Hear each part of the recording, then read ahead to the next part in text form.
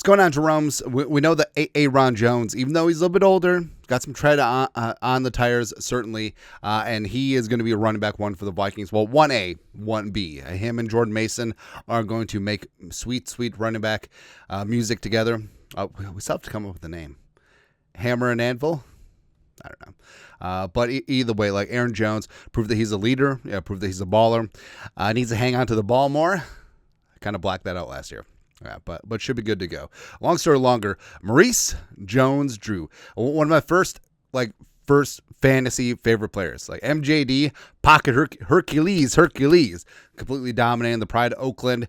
De La Salle High School Spartans, go Bob Ladouceur, that's right. MJD, the pride of UCLA, got things done. He's moved on to a nice broadcasting career. Long story longer, every year he does up the rankings of all 32 RB1s. Now, initially, we were mad. How come Jordan Mason's not on this list? It's just RB1s. Although, by the end of the season, I feel like Jordan Mason could be that guy. Yeah, but Aaron Jones clocks in number 9 in MJD's rankings. So I feel like that's pretty fair. Saquon 1, Derrick Henry 2, Gibbs at 3. That's gotta be bad for Montgomery. Josh Jacobs 4, whatever. Bijan Robinson at 5. I feel like that's too low. A little bit low. Kyren Williams.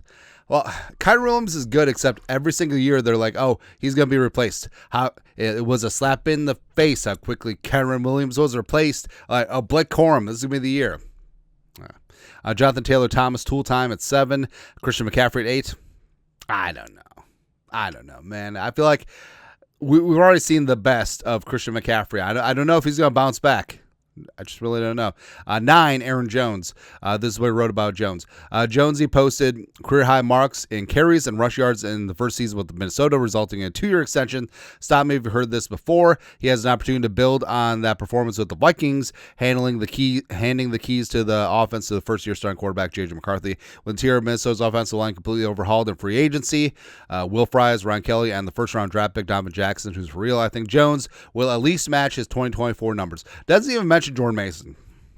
I feel like that's kind of a big deal, right? And I feel like this split, it's going to be a little bit more divisional labor than people think. I think it's going to be more of a two-headed monster than people think, because Jordan Mason's not a slouch, man. And Jones, well, I guess it could bleed into Kevin O'Connell just be like going to the well too often. I feel like he did that last year, sort of rectified it toward the end of the season. We started trusting Cam Akers more, but I don't know. The rest of the way, Bucky Irving at 10. I feel like that's low. James Cook. Mixon's a little bit high.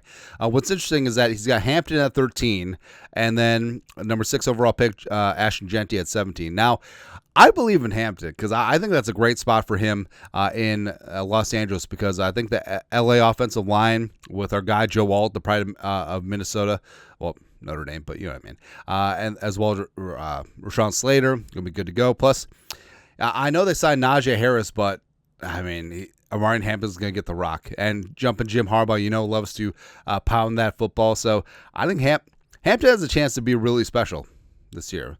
The rest of the way, Walker. I don't even know if Walker ends up staying with the Seahawks. I feel like it's Charbonnet time. Who knows? Ramondre Stevenson, I still think it's going to be Trevion Henderson. Going to be RB1 by the end of that year. I think he's going to win some leagues. Kamara, blah, blah, blah. Who's last? Tyrone Tracy, 22? I feel like that's low. I mean, when you have a chance to play a former Iowa Hawkeye wide receiver at running back, you got to take it. All right. Pollard, RJ Harvey. Harvey's going to be good. Harvey's going to be real, real good, man. Pacheco. Yeah, I feel like the starch has sort of gone out of Pacheco's shirt just a little bit. DeAndre Swift at 20. DeAndre Swift is the Bears' RB1 still? Wow. And Ben Johnson wants to be my latex salesman. Baloney. Achan is 27. I feel like that's pretty low. But Miami, I don't know. Etienne, 28. Although, I feel like Bashal Tutin is going to take over that job if he can hang on to the damn ball. Jalen Warren with the Steelers. Jerome Ford, Chase Brown. Hey, every single year, this is the year that Chase Brown's going to bust out. We'll see. Then Javonte Williams, the Cowboys, 32. I mean, how did the Cowboys just not do anything at running back? We saw Miles Sanders, Javonte Williams. It's ridiculous, man. Kind of ridiculous. But anyways, Aaron Jones checking in at 9. I feel like that's fine. I feel like McCaffrey's a little bit overrated. I feel like Kyron Williams is a little bit up there too. And also I feel like Josh Jacobs, whatever. Although Josh Jacobs is pretty good. Anyways, your thoughts are thoughts. Aaron Jones ends up at number 9, and Maurice Jones drew top 32 RB1 rankings. Let us know your thoughts, our thoughts, comment section. You guys are the best to do. Skol, production value.